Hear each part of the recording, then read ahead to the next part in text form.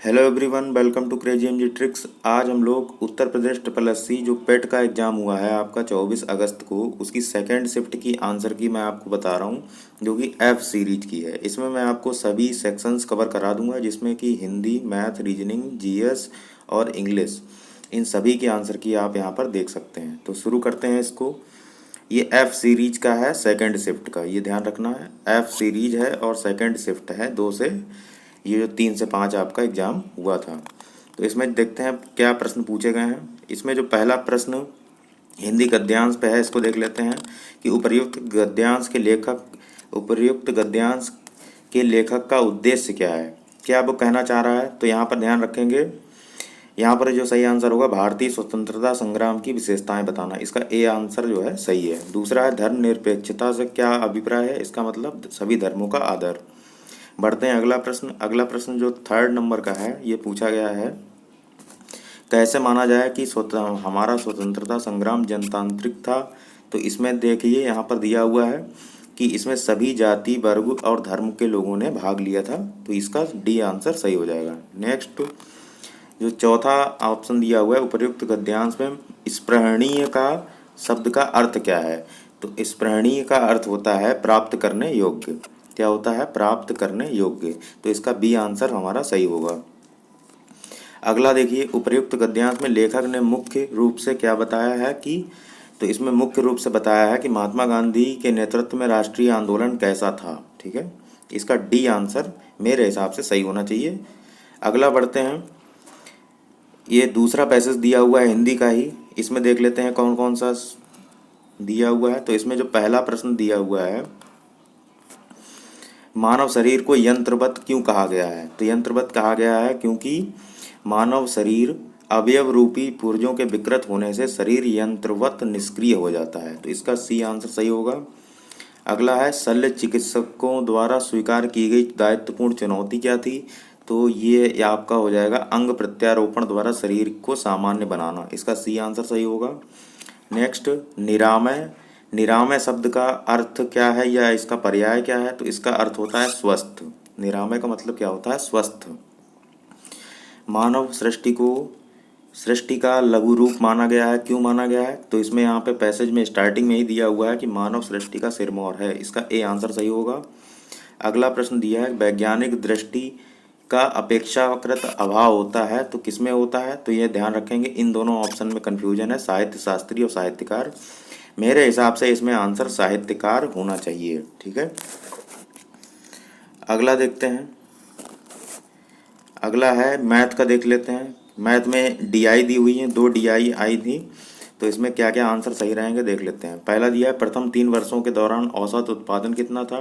तो ये जो 42, 44 और 58, इसको जोड़ के 3 से भाग कर देंगे तो कितना आ जाएगा हमारा, आपका आ जाएगा सी ऑप्शन 48 मीट्रिक टन। अगला सीमेंट का अधिकतम उत्पादन कब हुआ है। तो ये आप सीधे डीआई देख सकते हैं, तो इसका आंसर आ जाएगा 12 का ए, 2014-15 में। बढ़ते हैं 13वां प्रश्न है कि 2011-12 के दौरान उत्पादन वृद्धि प्रतिशत में कितनी थी। तो 13 का आंसर आपका सही होगा बी, 31.8। अगला देखते हैं, 14वां प्रश्न देखते हैं। उत्पादन अधिकतम स्तर तक किस वर्ष घटा। तो इसका आंसर होगा आपका 2015-16। 2015-16। 15वां प्रश्न है उत्पादन में पिछले वर्ष की तुलना में अधिकतम वृद्धि कब हुई है। तो इसमें जो आंसर आपका सही आएगा 15 का बी, 2013-14। नेक्स्ट फिर डी आई दी हुई है 16 से 20 तक। 16वां प्रश्न है विगत कितने वर्षों में एक्स का आयात एक्स के औसत आयात से अधिक था। तो 16वें प्रश्न का सही आंसर होगा सी, यानी कि 2। ऐसे जो 17वां प्रश्न है, इसका आंसर भी 2 ही आ रहा है। एक्स का औसत आयात से अधिक आयात और एक्स के औसत आयात से कम आयात के वर्षों का अंतर कितना है। तो 17 का ए, यानी इसका भी 2 आंसर आ रहा था। 18-19 के दौरान एक्स के आयात में प्रतिशत वृद्धि सभी वर्षों के एक्स के आयात से उसके औसत से कितना अधिक है। तो ये 18वें का डी आंसर सही होगा, 64.38। अगला प्रश्न 2014-15 से 15-16 के दौरान एक्स के आयात में वृद्धि का प्रतिशत क्या है। तो 19 का आंसर सही वाला है ए, 33.3। नेक्स्ट क्वेश्चन, सभी वर्षों के लिए वर्ष दर दर वर्ष एक्स के आयात की वृद्धि का औसत पूछा है, तो 20 का जो सही आंसर होगा बी। 20 का सही आंसर क्या है? बी, 260। अब आते हैं 21वां प्रश्न। ये भी डीआई दी हुई है, 3 डीआई आई है मैथ में, और इसमें दिया हुआ है बीसीडी द्वारा सोमवार मंगल बुध बेची गई औसत कितना है? तो 21 का आंसर सही आ रहा है बी, 44.33।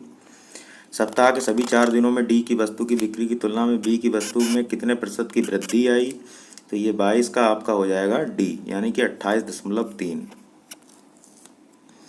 नेक्स्ट क्वेश्चन पढ़ते हैं 23वां। सोमवार को बेची गई वस्तुओं की औसत और शुक्रवार को बेची गई वस्तुओं की औसत के मध्य कितना अंतर है? तो इसका अंतर आप निकाल लीजिएगा। 23 का सी आंसर आएगा 5.25। अब आ जाते हैं 24 पे। 24 में अनुपात पूछा था, इसका आ रहा था 7 और 9 का अनुपात। उसके बाद 25वां देखिए। 25वें में दिया हुआ है सोमवार को डी द्वारा बेची गई वस्तु और शनिवार को सी द्वारा बेची गई वस्तु का कितना प्रतिशत थी?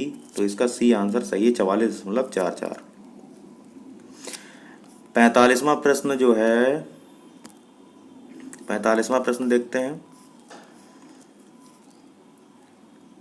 वो सॉरी 26वां। तो 26वें पे आते हैं। यहाँ से ये भी डीआई दी हुई है। तो 10/11 से 16/17 की अवधि के मध्य आलू का औसत उत्पादन कितना था? तो 26 का ए आंसर है 293.86 टन। अगला क्वेश्चन 27वां। इसका आंसर आ रहा था 27 का सी आंसर, यानी कि चावल। 28 का आ रहा है आपका डी आंसर। अंदाजन कितना गुना है? तो 1.90 गुना है, ये भी सही है। 29 गेहूं का उत्पादन में किस वर्ष के दौरान गिरावट दिखाई दी? तो 29 का जो सही आंसर होगा वो होगा आपका बी, 13-14। इसके बाद 30वें में दिया हुआ है कि लगातार वृद्धि किसमें दिखाई दी है? तो 30 का डी आंसर बाजरा होगा। फिर 31 पे आते हैं। इनमें से अब यहाँ से आपका जीएस का पोर्शन शुरू हो गया है। तो हड़प नीति का कट्टर समर्थक कौन था? तो आपको पता होगा डॉक्ट्रिन ऑफ लैप्स किसके द्वारा जारी किया गया है? तो लॉर्ड डलहौजी के द्वारा। और इसमें बहुत सारे राज्यों का विलय किया गया था। अवध का विलय भी पूछा जाता है आपसे एग्जाम में। तो इस तरीके से यहाँ पर डलहौजी आंसर सही हो जाएगा। भारतीय इतिहास में धन्वंतरी कौन थे? तो चंद्रगुप्त विक्रमादित्य के सुशोभित करने वाले प्रसिद्ध चिकित्सक थे। ठीक है, ये हो जाएगा। 33 में देखिए किस क्रम में भारत आया? तो आपको ध्यान रखना है जो टॉमस रो है ये जहांगीर या शाहजहां इस टाइप से आया, मतलब सबसे लास्ट में आया। तो सबसे लास्ट वाला ऑप्शन केवल यही है, तीसरा ऑप्शन सही है। अगला सिराजुद्दौला ने किस युद्ध में अंग्रेजों को पराजित किया? तो प्लासी का युद्ध है, ये भी आसान था। प्लासी का युद्ध पूछा जाता कब हुआ है? तो 1757 में हुआ है प्लासी का। और 1764 में कब हुआ है, किसका हुआ है? तो बक्सर का हुआ है। अगला देखिए भारतीय राष्ट्रीय कांग्रेस के किस अधिवेशन में पूर्ण स्वराज का प्रस्ताव पारित किया गया? तो ये हो जाएगा आपका लाहौर अधिवेशन, 1929 में ये हुआ है। नेक्स्ट क्वेश्चन 36वां। इसमें हमें सुमेलित करना है। तो सुमेलित करना बहुत आसान है। गदर पार्टी लाला हरदयाल की है, केवल एक आंसर हमें पता हो। तो बी का सेकंड हो, जो बी का पार्ट है वो फर्स्ट है। तो ये एक ही ऑप्शन में ऐसा दिख रहा है, तो ये ए आंसर हमारा सही हो जाएगा। 37 पे आते हैं। 37 में दिया है कि इंडिका किसके द्वारा लिखी गई? तो आपको पता ही है, मेगास्थनीज द्वारा, बी आंसर। साइमन कमीशन कब भारत में पहली बार आया? तो भारत साइमन कमीशन 28 में आया। नियुक्ति पूछी जाए तो 27, और भारत कब आया? तो 28। ओके। 39वां देखते हैं। 39वां दिया नागार्जुन, ये किस नदी पर बना हुआ? तो कृष्णा। कैसे याद रखेंगे? नाग और अर्जुन किससे संबंधित हैं? कृष्ण से संबंधित हैं। तो इस तरीके से आप नागार्जुन को याद रख सकते हैं। माउंट एवरेस्ट पर प्रथम बार चढ़ाई किस वर्ष हुई है? तो 1953 में हुई है। इसी वर्ष आपको पता होगा राज्य पुनर्गठन आयोग का भी गठन किया गया है 1953 में। पहला जो राज्य बना था भाषा के आधार पर, यह भी 1953 में। ये बस याद करने के लिए। अगला महात्मा गांधी के खिलाफत आंदोलन का विरोध किसने किया है? ये घटना चक्र का क्वेश्चन डायरेक्ट उठा दिया है। इसमें मोहम्मद अली जिन्ना सही आंसर होगा, सी आंसर। 42वां दिया है कौन सा क्रांतिकारी संगठन काकोरी षड्यंत्र में शामिल था? तो इसको बहुत ही आसान है, ये हिंदुस्तान रिपब्लिकन एसोसिएशन यानी कि HRA 19 1924 में इसकी स्थापना हुई है। इसी के 4 साल बाद 1928 में HSRA की स्थापना की गई है। HSRA यानी कि Hindustan socialist Republican association. Next question 43 यहाँ पर दिया हुआ है। ये पूछा है कि कौन सा सही नहीं है जोड़ा। तो आपको पता है उत्तर प्रदेश में कोई दर्रा पूछा जाता नहीं है, तो दूसरा तो पहले ही गलत हो जाएगा और यहाँ पर ए आंसर सही होगा और थर्ड भी गलत है। जो लिपुलेख दर्रा है, ये लिपुलेख दर्रा ये आपका हिमाचल प्रदेश में, ये सब दर्रे नहीं है। नीति ये सब कहाँ है, लो मान ली नीति तुम्हारी, ये सब जम्मू कश्मीर के दर्रे हैं। ठीक है, तो लिपुलेख, नीति, थांगला ये सब हिमाचल के दर्रे नहीं है। अगला बढ़ते हैं। अगला पूछा है भरतपुर का जो राष्ट्रीय उद्यान है उसका नाम क्या है। तो 44वें का जो सही आंसर होगा कि ये आपका केवलादेव घाना राष्ट्रीय उद्यान, ठीक है, इसी को जाना जाता है। ये पक्षी अभ्यारण्य भी है। अगला है भिलाई इस्पात संयंत्र में लौह अयस्क का स्रोत क्या है। ये बहुत ही अच्छा क्वेश्चन है। इसमें डल्ली राजहरा होगा, ठीक है, डल्ली राजहरा यहीं से लोहा भिलाई इस्पात संयंत्र के लिए जाता है, यानी कि कच्चा माल जो लोहा है ये डल्ली राजहरा ये छत्तीसगढ़ में है और भिलाई इस्पात संयंत्र भी छत्तीसगढ़ में है। ठीक है, नेक्स्ट बढ़ते हैं 46वां क्वेश्चन। सेवा क्षेत्र का दूसरा नाम क्या है। तो आपको पता ही है तृतीयक क्षेत्र में आता है। प्राथमिक क्षेत्र में कृषि आती है, द्वितीय क्षेत्र में उद्योग आते हैं और तृतीय क्षेत्र में क्या आता है, सेवा आती है। अगला देखते हैं श्वेत क्रांति का जनक कौन है। तो वर्गीस कुरियन है। अगर पूछा जाए हरित क्रांति का जनक कौन है तो स्वामीनाथन है। वर्ल्ड लेवल पे पूछा जाए तो दूसरे हैं। इस तरीके से आपको ध्यान रखना है। जो नॉर्मल बोरलॉग हैं ये वर्ल्ड लेवल पे हैं। कृषि क्रांति यानी कि जो आपकी हरित क्रांति हुई उसके जनक तो वर्गीस कुरियन किसके हैं, श्वेत क्रांति के। किसके बढ़ने के फलस्वरूप निजी निवेश में वृद्धि की सबसे ज़्यादा संभावना होती है। इस क्वेश्चन पे डाउट है, लेकिन मेरे हिसाब से इसमें टैक्स होता है। अगर ब्याज दर में कमी कर देंगे तो निवेश ज़्यादा आकर्षित किया जा सकता है, तो इसका ब्याज दर हो सकता है। लेकिन यहाँ पर ब्याज दर में कमी नहीं लिखा है, तो इस तरीके तो इसमें या तो ए या तो सी ऑप्शन सही हो सकता है। ये आंसर की के बाद पता चलेगा। राष्ट्रीय आय का आकलन करने वाली संस्था कौन सी है। तो आपको पता है CSO यानी कि केंद्रीय सांख्यिकीय संगठन।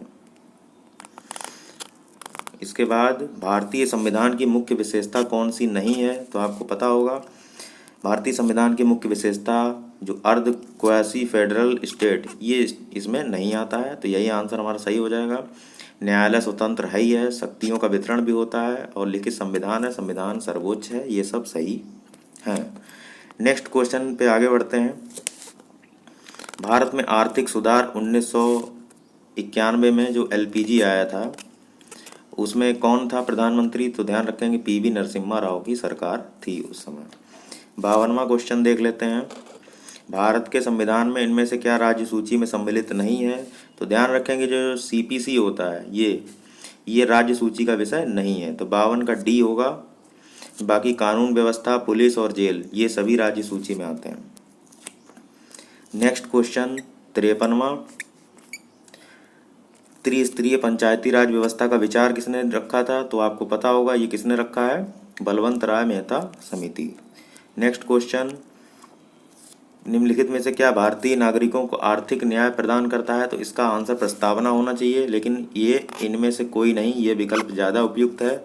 बाकी आयोग के आंसर की आती है तो देख लेते हैं कि क्योंकि आर्थिक, सामाजिक, आर्थिक और राजनीतिक न्याय ये तो प्रस्तावना में दिया है, लेकिन आर्थिक राज्य को ये दायित्व सौंपा गया है, तो ये बात उल्लेख राज्य के नीति निर्देशक तत्व में भी की गई है। तो C और D हम लोगों को देख लेना है कहाँ पर आयोग इसमें से कौन से विकल्प को सही मानता है। नेक्स्ट क्वेश्चन अनुच्छेद 40 में है ही पंचायती राज, कोई दिक्कत नहीं है। 56वां देख लेते हैं। नींबू का खट्टा स्वाद किसकी वजह से होता है। तो साइट्रिक अम्ल होता है। फार्मिक अम्ल का किस में होता है, चींटी के काटने से होता है। एसिटिक अम्ल किस में होता है, सिरके में होता है। ठीक है, तो इस तरीके से ये सब हो जाएंगे। और इसमें दिया है कर्कट जनक रसायन से क्या होता है। तो कर्कट जनक रसायन से क्या हो जाता है, कैंसर हो जाता है, तो इसका C आंसर सही होगा। त्वचा की ऊपरी परत क्या कहलाती है। तो एपिडर्मिस कहलाती है, तो इसका पहला ही आंसर सही है A। 59 में बिजली का प्रवाह कब होता है? तो करंट कब लगेगा? जब स्विच चालू करोगे तभी करंट लगेगा। तो 59 का क्या होगा? बी आंसर सही होगा। नेक्स्ट 60 में दिया प्रतिरोध का मात्रक क्या है? तो इसका ओम होता है। रेजिस्टेंस क्या होता है? ओम। 60 हो गया। अब आ जाते हैं 61 पे। 61 में दिया हुआ है, इसकी वैल्यू क्या होगी? तो ऊपर दिख ही रहा है, ये 19 है और नीचे क्या है? 32 है। तो इसका सी आंसर सही हो जाएगा। नेक्स्ट देख लेते हैं। अगला है, शहर की जनसंख्या में 4% की वृद्धि होती है, स्थानांतरण के कारण 1/2 की कमी हो जाती है। तो ये काफ़ी कैलकुलेटिव क्वेश्चन था। इसका अप्रॉक्सीमेट आंसर आ रहा था 10.8। तो जिसने फुल किया हो वो बताएगा। नेक्स्ट क्वेश्चन देख लेते हैं 63। इसका तो डायरेक्ट आंसर दिया है, 63 का 1 आएगा। यहाँ पे आप सॉल्व कर सकते हैं। इसमें 37 सही 1/2 में कितना है? तो ये 300 हो जाएगा। अगले बढ़ते हैं, 64 के बाद आ जाता है 65। तो 65 का आंसर क्या होगा? 47। सातवें का परिणाम क्या होगा? वही जोड़ घटाना है, सिंपल। अगला क्वेश्चन, कांटों से भरा हुआ, इसके लिए विकल्प क्या होगा? तो कंकटाकीर्ण। ठीक है, कंकटाकीर्ण बोलते हैं इसको। दूध का दूध, पानी का पानी हो जाना, इसको क्या कहते हैं? इसको कहते हैं आपको उचित निर्णय लेना। इसका डी आंसर सही है। 68 में सही वर्तनी पूछी है, तो बहिष्कार, ये तो सभी का सही होगा। 69 में पूछा है तीक्ष्ण का विलोम क्या है? तीक्ष्ण का विलोम कुंठित होगा। बाकी सभी विकल्प मैच नहीं कर रहे हैं। गजवदन कहते हैं गणपति को। ठीक है, एकदंत, दयावंत, ये सभी गणपति के पर्यायवाची हैं। लंबोदर भी पर्यायवाची है। ये सब गणपति को कहा जाता है। विष्णु को क्या कहा जाता है? जनार्दन कहा जाता है। ठीक है, तो ये ध्यान रखेंगे आप। और मेघनाद का भी पर्यायवाची पूछा जाता है, तो इनको कहते हैं इंद्रजीत। क्या कहते हैं? इंद्रजीत, यानी कि जिसने इंद्र को भी जीत लिया हो उसे मेघनाद कहते हैं। अगला देखते हैं। इंग्लिश शुरू हो गई है भाई, इंग्लिश शुरू हो गई है। यहाँ पर पैसेज दिया हुआ है, तो देखते हैं। Which one of the following did the author do first? तो पैसेज में पूछा है कि ऑथर ने सबसे पहले क्या किया? तो सबसे पहले वो बेड पे चढ़ा, तो इसका ए आंसर सही होगा। उसके बाद पूछा है the author set peering into the darkness because, तो डार्कनेस में क्यों बैठा था? तो 72 का आपको ध्यान देना, 72 का मैंने लगाया है D answer, he was afraid. बाकी देखते हैं क्या आता है। 73 में दिया है the author jumped out of the bed because, तो 73 का क्या आंसर होगा? ये आप लोग बताइए। 73 का सी जो है मेरे हिसाब से सही लग रहा है। Cold bridge blue past in his face. Give synonym of the following word. Synonym पूछा है। प्राइड, प्राइड का जो सिनोनिम होता है वो क्या होता है? डिग्निटी होता है। इसका सी आंसर सही होगा। कीन का अपोजिट पूछा है, एंटोनिम पूछा है। तो कीन का जो अपोजिट होता है वो होता है डल। क्या होता है? डल। यानी कि 75 का बी आंसर सही होगा। कीन का क्या होगा? डल।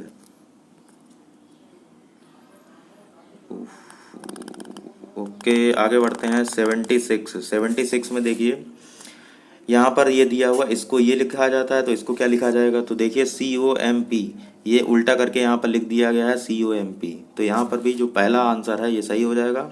जो एडवांटेज को यहाँ से देखा ADVA, इतना उल्टा कर दिया है, तो इसका ए आंसर सही होगा। ओके, नेक्स्ट बढ़ते हैं। एक आदमी ने एक महिला से कहा कि तुम्हारी माँ के पति की बहन मेरी बुआ है, तो इसका सही आंसर क्या होगा? ये हो जाएगा आपका बहन।